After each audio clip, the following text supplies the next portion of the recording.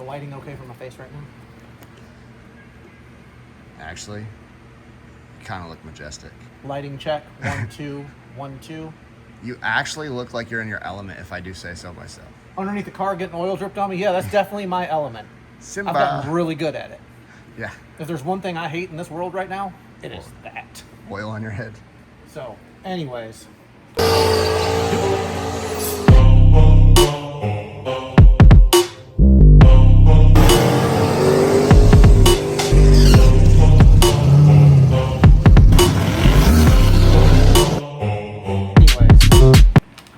Doing a health check on the car. Previous video, you saw the material that Nick found in the clear view. Trying to figure out where it's coming from. Not really sure. Definitely doesn't look like bearing material to me. Obviously, I do all the engine work around here. But still just gonna, I already intended on doing a health check on the whole engine. Hold on, bro. Let's do a health check on you. Good Lord, son. Oh, yeah. Well, that's the arm I hurt the other day, so it looks a little swelled up. Okay. Because, you know, tore some tendons over here, you know, so it's a little puffy. Carry on, I'm sorry. So just pulling some, pulling rod caps off, gonna pull some main caps off, check everything out. You pulled one so far.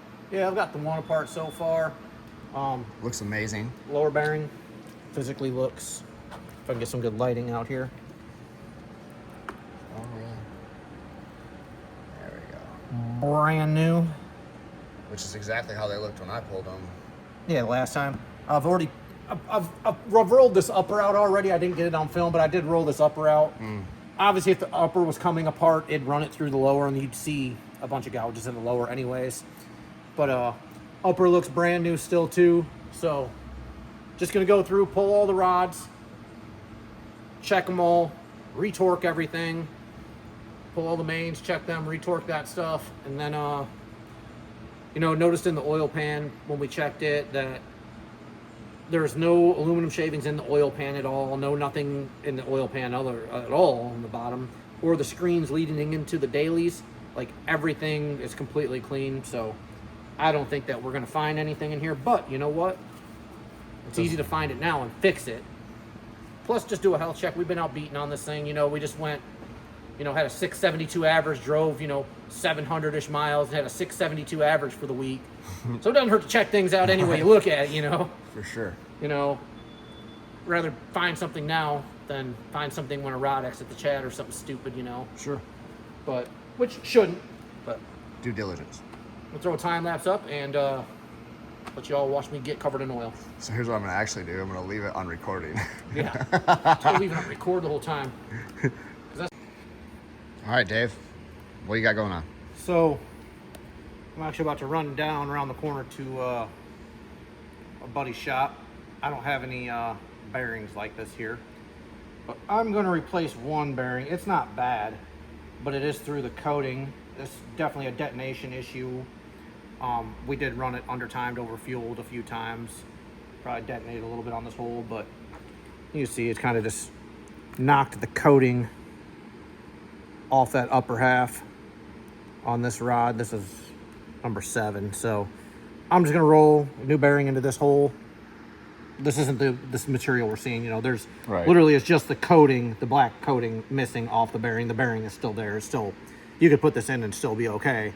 I'm just here right now doing this, so I'm gonna just put a fresh bearing in this hole. Sure. I just don't have these bearings here right now, so I'm gonna run up to the shop around the corner, my buddy's shop, and see if he's got one up there, being it's a machine shop, and he's probably got them there because he builds a lot of big blocks. Yeah. Wait, did I say that's a big block bearing? Whoops. Anyway, so yeah, that's a big block bearing. Talk about that later. LS. We'll talk about that later.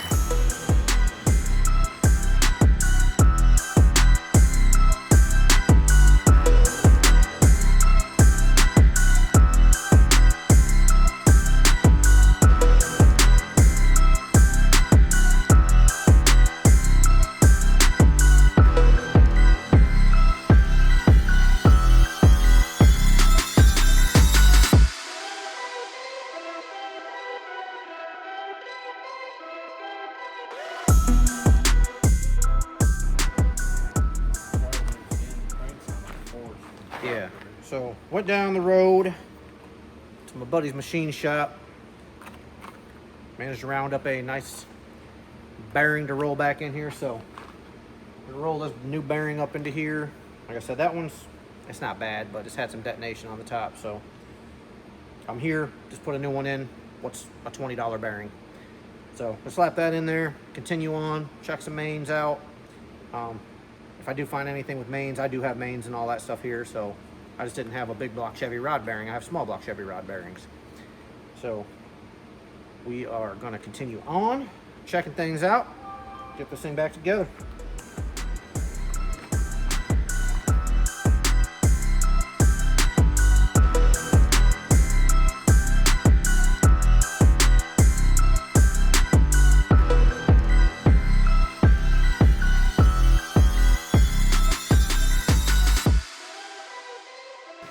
All right, guys, it is actually Thursday. It is already like 100 degrees in this building, and we are right by the river, so it is always humid here, whether it's summer or winter. But we're gonna work on this oil pump today. You've seen in the last video, I don't know if we have any main caps. I'll put a video here of the rod cap and maybe the main caps. Dave did tear it all apart, did take everything, look at everything. We had a little bit of light scuffing on one of the mains or two of the mains. We had one rod bearing that had a little bit of scuffing. Other than that, it looks brand new. The engine looks amazing. No sign of the aluminum. So what we're gonna do today is tear apart the Diehl's pump, just make sure it isn't making aluminum, and just try to get down to the bottom of it. Like, we just wanna know where it's coming from. Obviously the stuff isn't got into the bearings because it's filtered, and the bearings look great. So we know that. Now we need to find out maybe if the pump's got some aluminum going on, or this was a used Diehl's. Maybe there was some stuff in this like in this oil pump already that, you know, we never cleaned it before we used it. Maybe there's not, like, it came from Steve, so I highly doubt it, but we're just, hey, we don't know. So the best thing for us to do is figure it out. So you're gonna see me tear down. I've already took the pump off the pan. That was just 4 bolts. I forgot to show you guys that. I'm just gonna let the pan sit here on these rags and kind of get all the oil out and clean up. I'll clean that all up. Just to look through, I might take this sandwich plate off and just check that there is the screens there. Just make sure there's nothing below that. But main thing I want to do right now is take this pump apart, get a visual of the pump. I don't know how far we're going to tear apart, and we're going to check and make sure all these fittings are tight, because we had some leaking that we weren't sure where it's coming from, and there's a good chance it might have been here at the pump. So you're going to see me tear this pump down, and we'll go from there.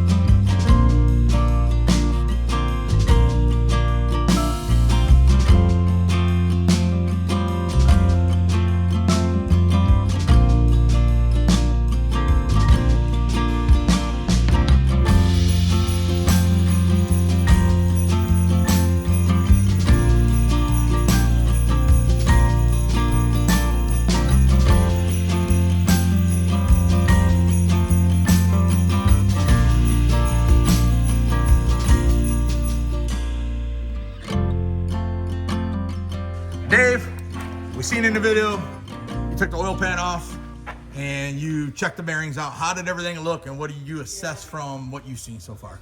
Oh no, everything looks pretty solid. I mean, obviously we made some good passes. We've struggled with some issues on some of the stuff. Little detonation looking area on top of one bearing, so I'm going to roll a bearing in that one. Other than that, all the other bearings look good. It was just cylinder number 7 was a little usable, but I'm just replacing it. I did go down to this, as you guys seen, I did go grab one from the machine shop locally. Before I got to putting it in there, I got to looking, and because of the way this engine is actually built, this is not the normal SML. This is kind of a special deal that we have going on here. Special deal. Special deal. Steve did a motor for the special deals. We're special. Yeah. So I noticed there was a chamfer cut on the bearing to clear the radius of the crankshaft, and I don't have the stuff here to cut the chamfer on that. So Steve is just shipping us some bearings down that he'll already go chamfer cut for us and send us down. Just, you know, to roll the one in and have a couple spares just in case, you know, if we're at a race, we need one. We got it. Shouldn't, but I mean, that's racing. Anybody that does racing, you know, 2,500. If we have it, we won't need it. 2,500 plus horsepower, you know, anything happens at any given moment, you know. Anyway, so checked all the mains out. They're, well, none of it's tore apart now. I got everything kind of just stuck back together because I'm not going to leave them just sitting off. But they, little wear on some of the mains, you know, the 3 had a little bit of wear. 2 and 4, a little light scrubbing on them, nothing crazy. So I got a picture of like the rod bearings, some of the stuff you sent me too. I'll insert in the video here so they can see some of the bearings. So just gonna roll some main bearings into it too, some coated main bearings. We had some detonation issues. Yeah, we had some detonation issues we're battling. So we've been a 12 volt system. We're switching to 16 volt now. See if that helps with the, like, you know, we'll call it the ignition, you know, being able to light the flame at 2,500 plus horsepower. And see if that helps with some stuff. So we're going to switch to 16 volts, see if that helps with some of the little issues we're having, as well as we're going to make a couple modifications to our fuel tank and stuff like that too, in case there's maybe some aeration going on in there, causing some stuff. I wholeheartedly believe, if you guys look, I don't know how much of the tank you can see. This is our fuel tank, and it is pretty much 14 inches wide, 8 inches tall at the back side, or it might be the front side. No, yeah, the front side is 8 inches tall, back's only about 6. And we do have it angled to the pickup, which is up here. But it is literally about 4 gallons. And we just discussed on actually the phone this morning about at the end of your pass, doing a quarter mile, like the car won't run on methanol, right? No. You have to start it on pump gas. At the end of the pass, the car pretty much shuts itself off turning on to return road because it's just out of fuel, and I have to, you know, obviously we're dual fuel, so I just start the car right back up on gas and drive back on gasoline. But so we're out of fuel. Like I said, Brett had a talk with me. We're going to do a couple changes. He suggested with bringing a straw in on the return so that it's not aerating. We're going to add about a half gallon by extending the neck, which will help fill the car too, make it easier to fill. So I'm not mad about that. And then we're going to add a little more vent, a little bigger vent. So a couple minor changes to the fuel tank. Well, like somebody said in the post from last week, or the video from Tuesday, is it's ever evolving. And it is. Like, we're not done. There's a whole bunch of stuff that we're going to do this car. Even, that's funny, all of a sudden the oil just starts coming out of that. Like nothing moved. That's weird. Anyways, to go fast and be consistent, you're ever evolving. Like, you got to be able to keep changing and making changes that better the program. And that's what we're doing. There's stuff in the steering that we don't like that'll change this winter. This car might not get a bunch of changes. Honestly, me and Dave are both kind of over it. We got some changes we'll do, and we'll get some stuff powder coated. And I'm gonna say over it. We'll make I think my ultimate goal right now really is just to essentially throw our dart engine into this car, so it can go do all the street class races, stuff like that. It's a factory firewall, factory floor car, and all that stuff. But we can't run none of them with the billet engine. So, like, it kind of defeats the purpose of having factory suspension, factory floor, factory firewall when you automatically can't run any of the classes due to the billet engine. We do have another vehicle tucked away in the barn that I purchased a few years back. You know, that was always one of my dream cars to build and have. 67 Nova. That's just chilling in my barn, ready to go. So as soon as we get done with this black Mustang, we just circled back around to wrap up after we got a couple customers' jobs done. we're kind of just using it as filler work in between big projects. So we're gonna get this black Mustang together, and then we'll roll the Nova up in here and get started on a 25-1 Pro Mod chassis for that deal. Like super lightweight, all the power. All right, radio versus world type build. Yep. And then, like I said, unfortunately, that one will be strut cut front, 4-link rear, parallel 4-link rear, and as light as we possibly, all the titanium and all the carbon that we can come up with, but steel roof and quarters. Like, I'm pretty adamant we do steel roof and quarters. 100%. But after the car is done and worked out in a small tire or 315 trim, we will pull the front end off and find a way to put a radiator and all the things you need to do like a drag and drive lighting system. Might take it to a drag and drive. So someday we're going to run out of classes and we're going to have to go up to the unlimited and go compete with all them guys. And we got to fight Brett and freaking Schroeder and Devin and all them. And to fight them, you got to come with a weapon. You can't come with a knife to a gunfight. So at that point, you can come, but you ain't winning. No, every now and then. Well, I like to come. Every now and then they run out of bullets. A knife don't run out of bullets. They might have an M16, but we're going to have to try to bring us our own type of bazooka. It might be a small bazooka, but it's going to be a bazooka nonetheless. So, anyways, we feel good about everything. You guys seen the oil pump I tore apart. Nothing's bad in the oil pump. It looks good. I just cleaned it, put it back together. We think we had a little leak in the oil pump anyway, so it kind of worked out. Seals look good. All the pump looks good. We think when we put the dart back in here to go do some of the street racing stuff that we're going to I'm going to get with Doug today and actually see about getting his oil pump on the dart block, get it in here and see how that thing does. I'm really excited to see, and it's black. Like, no offense to the Dailies one, it's like polished. I like the black one better. The black anodized looks so good. And Doug, Doug and the guys do such a good job on their product, so it's already going to be a good product. But make sure you like, share, subscribe. There's some still shirts on the website. If you go check it out, we still have some of the 4th of July shirts in stock. We did sell most of them. We also have some of the Phoenix Assembly required shirts, and the other ones are on there. You guys, make sure you grab some merch. It helps us out. We're going to be doing a new drop after the 4th, moving into the next month. So sometime the videos, I don't want to say it's going to be the first video after, but after the 4th, we're going to drop new shirts. One of Dave's favorite. I designed it a while ago, and we're going to keep dropping new shirts. We're going to try to build an inventory up and keep this thing going. We really appreciate you guys purchasing them. Hope you like this video.